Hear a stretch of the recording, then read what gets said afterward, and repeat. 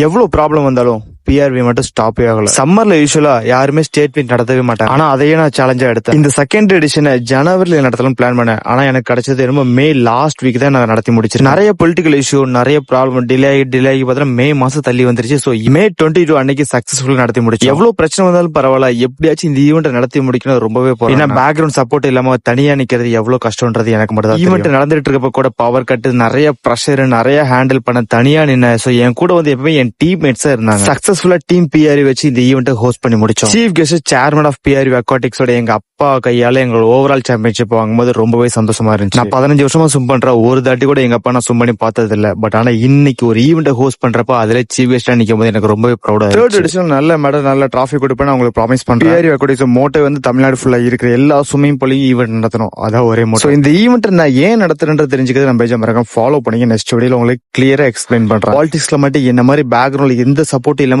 தனியா நின்னுட்டு இருக்க ஃப்ரெண்ட்ஸ்க்கு இந்த வீடியோவை இமிடியேட்டா ஷேர் பண்ணுங்க. செகண்ட் எடிஷன் சக்சஸ்ஃபுல் நடத்தி முடிஞ்சது ஒரு செமையான பார்ட். என்னோட டீம் தான் என்னோட ஸ்ட்ரென்த். சோ இப்பவே ஃபாலோ பண்ணி டீம் பிஆர்ல நீங்களும் ஜாயின் பண்ணிக்கோங்க.